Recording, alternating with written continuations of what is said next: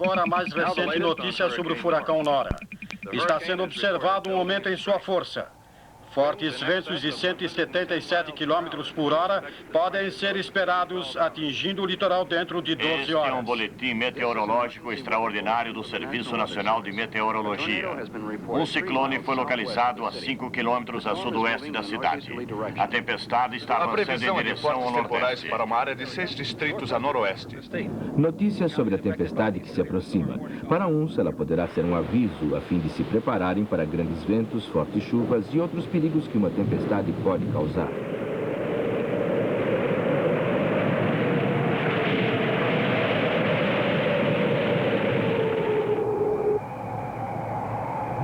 Para outros, porém, poderá ser o prelúdio de uma excitante e espetacular demonstração das forças da natureza. Todavia, para o cientista, a notícia de uma tempestade é simplesmente um sinal evidente de que intensas transformações de energia estão para ocorrer na atmosfera. Esta energia, que varia de acordo com a temperatura, o movimento e o índice de umidade do ar, é o elemento essencial de um processo da natureza que, mais do que qualquer outro, influi sobre a vida cotidiana do homem na Terra: o tempo. Neste filme, queremos estudar os 3 principais tipos de tempestade. O temporal, uma rápida circulação vertical de ar que abrange o relâmpago, a chuva e, algumas vezes, grandes ventos e granizo.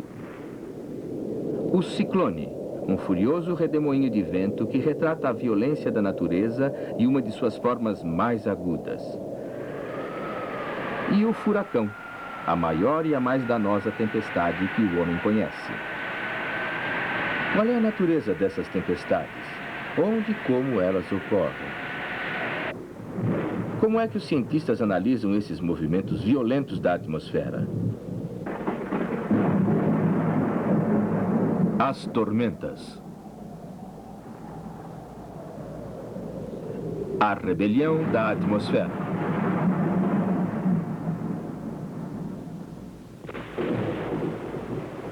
Um filme da Enciclopédia Britânica. Versão brasileira, Álamo. A atmosfera. Uma fina camada de gás que envolve e mantém a vida sobre a Terra. Seu constante movimento, alimentado pela poderosa energia do Sol e impulsionado pela rotação da Terra, é a base de sustentação das condições do tempo, o processo que distribui calor e umidade para todas as partes do globo terrestre. A esses movimentos bruscos e violentos da atmosfera, o homem deu o nome de tempestades. Com a ajuda de uma fotografia instantânea, os cientistas podem observar minuciosamente o desenvolvimento de uma tempestade. A tempestade mais comum é o temporal. A qualquer momento, podem estar ocorrendo 1.800 temporais em vários e diferentes lugares da Terra. Na América do Norte, os temporais são frequentemente observados nas regiões do centro e do sul dos Estados Unidos. A nuvem típica do temporal, a cumulonimbus, ou cabeça do trovão, aquela que produz a tempestade, se forma como muitas outras nuvens quando o ar quente se eleva da superfície da Terra. À medida que o ar quente ascende, ele esfria e dentro de minutos o vapor de água se condensa em gotas de nuvem. Em um temporal, a subida do ar quente é rápida. A nuvem se forma rapidamente, atingindo muitas vezes vários quilômetros de altitude em uma questão de minutos. À medida que a cumulonimbus se desenvolve, a água e o gelo se fundem e começa a precipitação.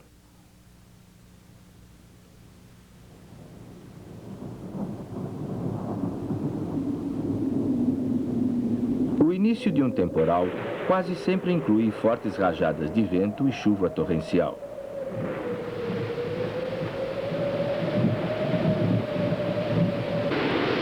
Alguns temporais violentos podem também causar chuva de pedrinhas de gelo, granizo, que caindo torrencialmente pode provocar danos materiais de milhões de dólares.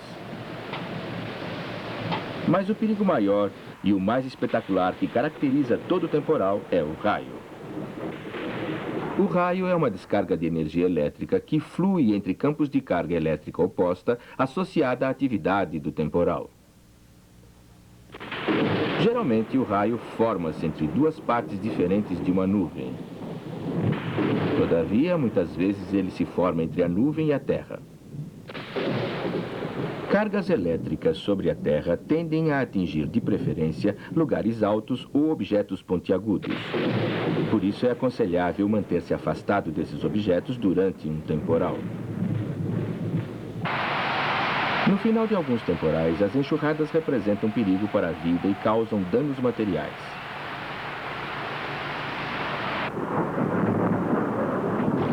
Na maioria dos casos, os estragos materiais causados pelo passageiro temporal são irrelevantes.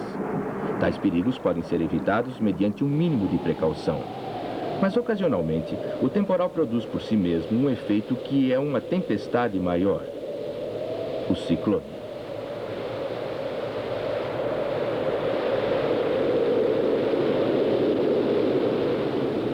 Os ciclones podem ser observados em várias partes do mundo. Todavia, eles surgem com mais frequência nas regiões do sul e do centro dos Estados Unidos. O ciclone aparece nesta área no princípio da primavera, quando sua energia, saturada da massa quente, ar úmido procedente dos trópicos, se encontra com a massa fria, ar seco originário do norte ou do oeste.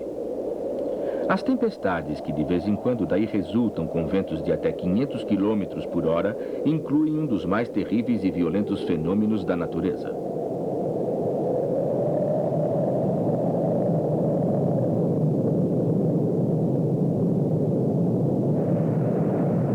Nenhuma tempestade consome uma tão grande quantidade de energia num espaço tão pequeno.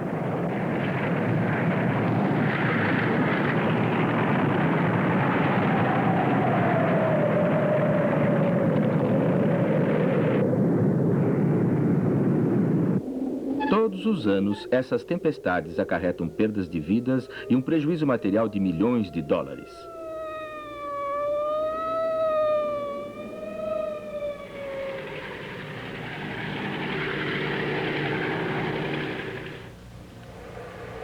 Esta máquina, montada no Laboratório de Meteorologia da Universidade de Chicago, produz uma miniatura do redemoinho de um ciclone.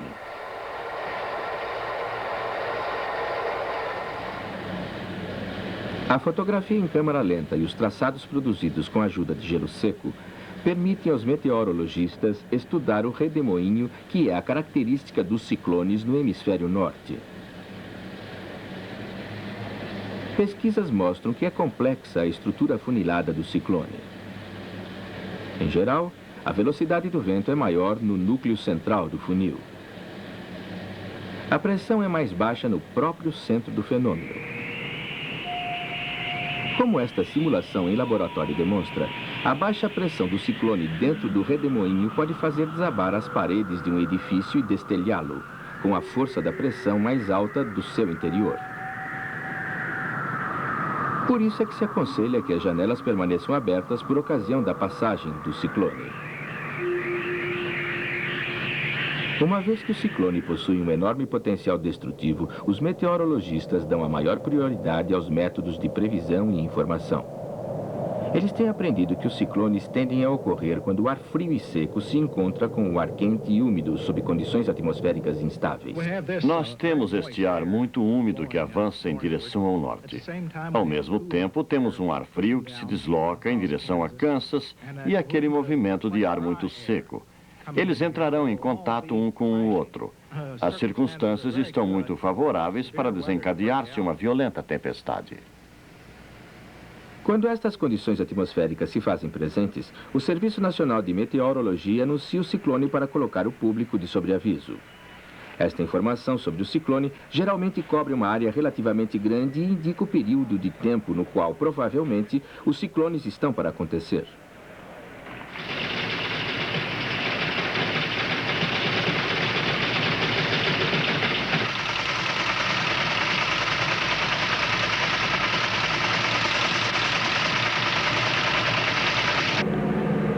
Durante o estado de alerta, os meteorologistas usam o radar para pesquisar na atmosfera a nuvem cujas características podem significar a formação de um ciclone.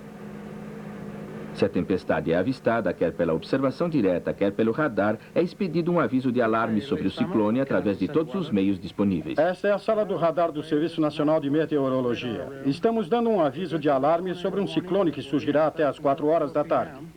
Estamos transmitindo para os habitantes dos distritos Jackson e Clay, no Missouri.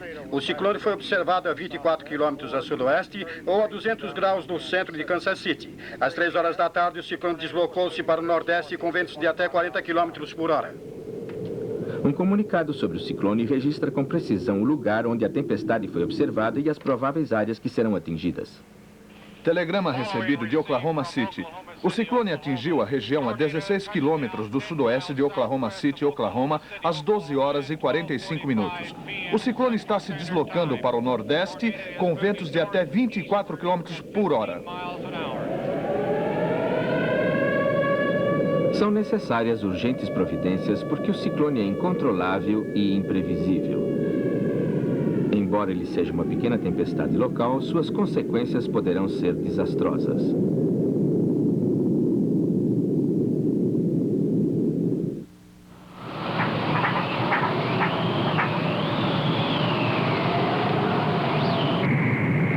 Uma das maiores tempestades sobre a Terra é o furacão. Semelhante aos ciclones, os furacões incluem ventos de alta velocidade que circulam perto de um núcleo central de baixa pressão. Entretanto, enquanto a extensão de um ciclone pode ser calculada em metros e minutos, a do furacão dura em média mais de uma semana. Ele pode percorrer uma rota de milhares de quilômetros. Este é um furacão que está sendo observado através do olho eletrônico de um satélite meteorológico. Esta imagem, que exibe fotografias tiradas pelo satélite, apresenta a estrutura própria de um furacão do hemisfério norte.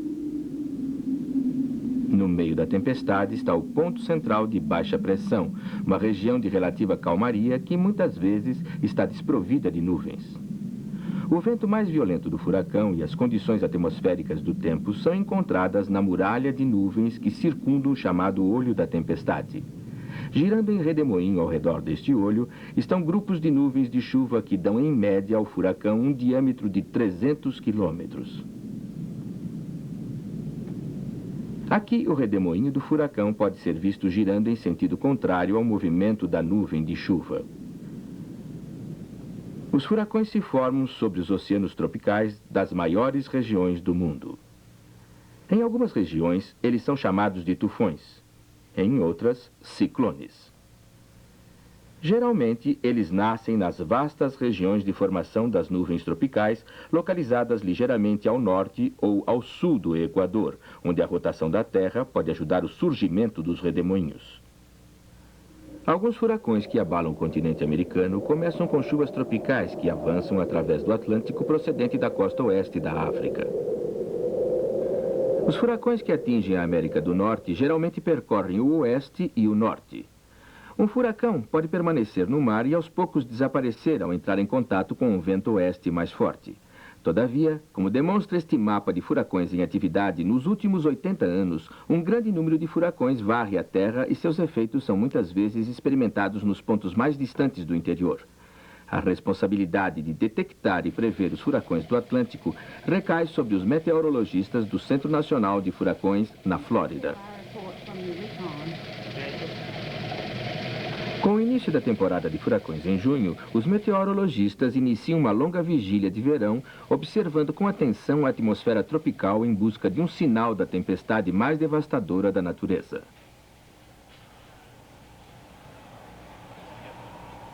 O primeiro sinal de um furacão em potencial pode ser a fotografia de uma ligeira instabilidade na atmosfera tropical transmitida pelo satélite meteorológico.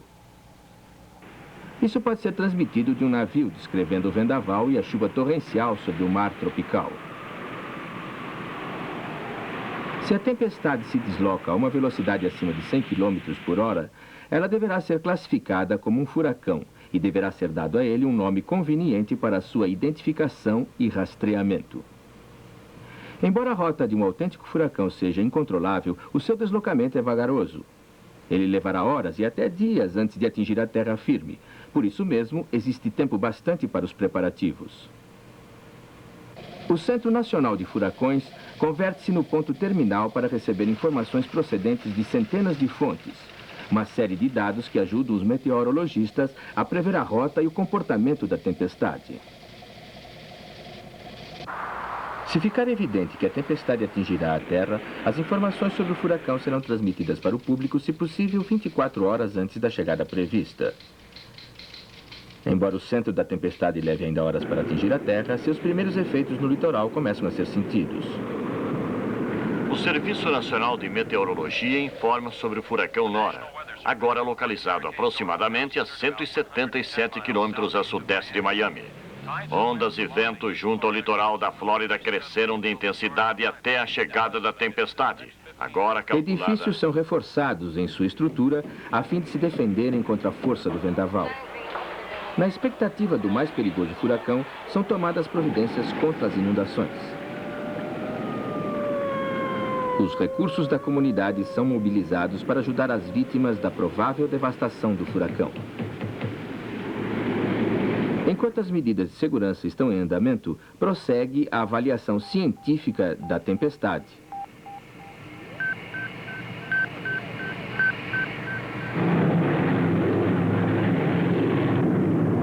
Este avião transportará uma equipe de meteorologistas até o interior do olho do furacão.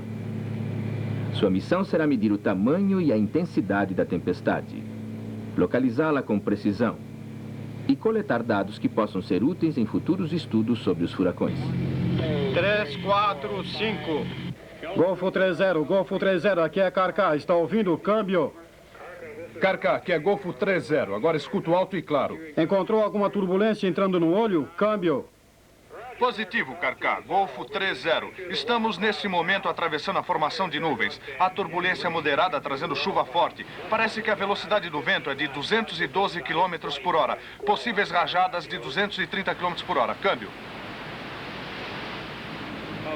Ok, de acordo com o radar, parece que esse furacão é dos maiores, hein? Estamos a 5.500 metros de altura. Os ventos diminuíram para aproximadamente 90 km por hora e as pressões estão baixando. Estamos agora nos aproximando do olho da tempestade. Meteorologista, prepara-se para medir o olho. Acabo de registrar a queda mínima. Jack, aqui está o olho. Registre-o. 18, 14, 12, 0. Eis aí o olho do furacão, uma coisa quase nunca vista pelo homem. E em torno do olho, uma majestosa parede de nuvens. Todavia, logo além da calmaria do olho, surge um dos mais caóticos fenômenos da natureza que o homem conhece.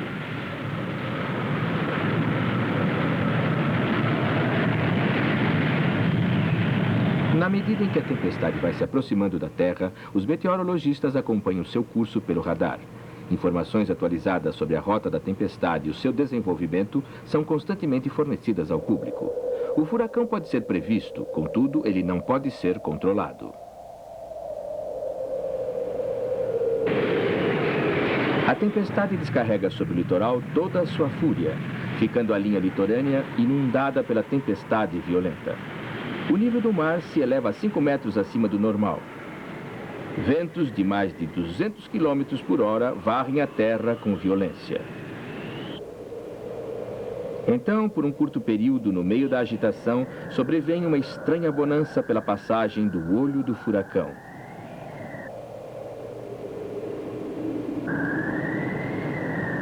Mas a trégua é temporária, pois logo os ventos mudam sua direção e aumentam de velocidade. A parte posterior da tempestade atinge a Terra. Enquanto a tempestade cai sobre a Terra, gradualmente ela vai perdendo seu ímpeto inicial devido ao atrito com a superfície terrestre e da redução do suprimento de sua energia. Entretanto, seus efeitos, isto é, os ventos e as fortes chuvas, podem ser sentidas por vários dias em grandes áreas do continente. O rastro da tempestade. A devastação é enorme, mas a perda de vidas é apenas uma parte do que poderia ter acontecido se não tivesse havido uma ampla informação sobre a proximidade da tempestade. Sobre a terra reina o caos, mas no ar existe a paz. Os ventos cessaram uma grande quantidade de água foi devolvida à Terra. A calma voltou à atmosfera.